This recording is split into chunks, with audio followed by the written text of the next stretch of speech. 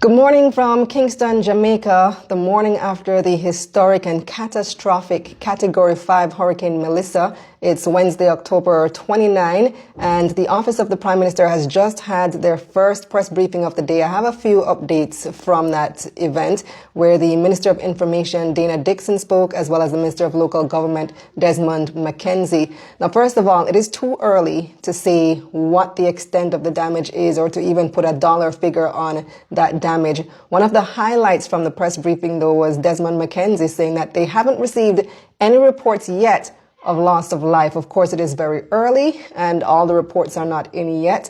But to me, that is a very, very good sign.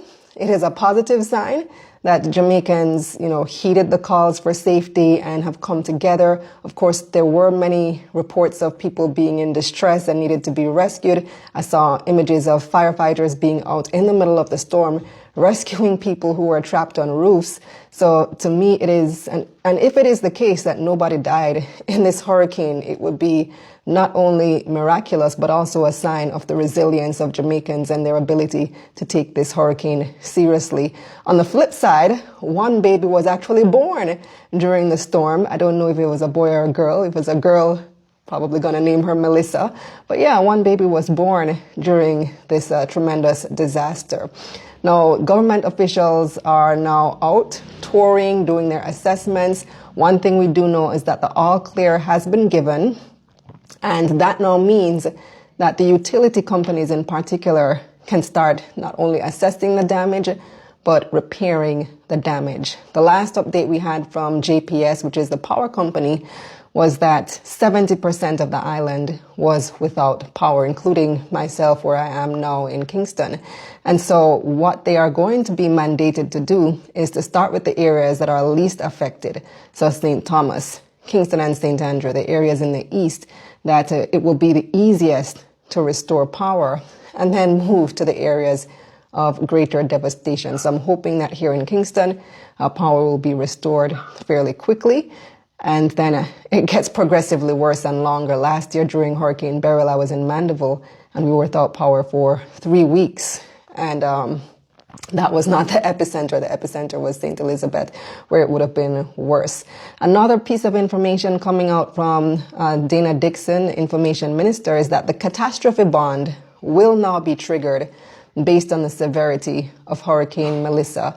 As you may know, Jamaica has several layers of insurance protection and financing available for Melissa, for hurricanes, for storms, for natural disaster. The catastrophe bond being one. I'm not sure exactly how much money will be available under that. There's also CRIF, the Caribbean Catastrophe Risk Insurance Facility. We also have funding available from the IDB. I believe we have a line with the IMF as well for catastrophes. And so there are several options available for financing, in addition to our $6 billion US in reserves sitting at the central bank for occasions exactly like this. Now, for context, Hurricane Beryl last year, which was a Category 4 and which did not make a direct hit, cost the country about $32 billion US. So this clearly is going to be more than that. Hurricane Beryl also sent the country into economic contraction for at least one quarter. I think it was like let me check my notes. The contraction last year was 2.8% economic contraction, July to September quarter. And we also had a spike in inflation for 2 quarters. So whatever Beryl did last year, at least double it for Hurricane Melissa this year. In addition, when we talk about the economic impact, we have to look at the areas that were hit. This storm made landfall in St. Elizabeth, Jamaica, which is known as the breadbasket parish of Jamaica.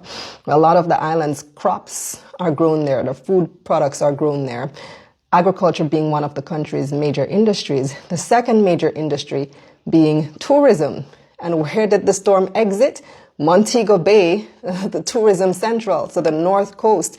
So agriculture and tourism took major hits. We are coming upon the major winter tourist season, and Montego Bay is a disaster zone. Many areas along the north coast are disaster zones. And so those will be heavily, heavily impacted for this upcoming tourist season, in addition to agriculture, the country's top two earners. So the economic impact beyond the humanitarian impact is going to be great for many months to come. The recovery now begins. I am going to continue keeping you updated. We haven't heard from the Minister of Finance yet today. We haven't heard from the Prime Minister yet. We haven't heard from the Minister of Health yet. We haven't heard from Darrell Vaz yet, Minister of Transport. They are all out in the field doing their assessments and doing their work. But I suspect that as the day progresses and the days progress, we will hear a lot more from them. So I'll keep you updated. I'm Kalila. Like and follow for more reporting from Kingston, Jamaica.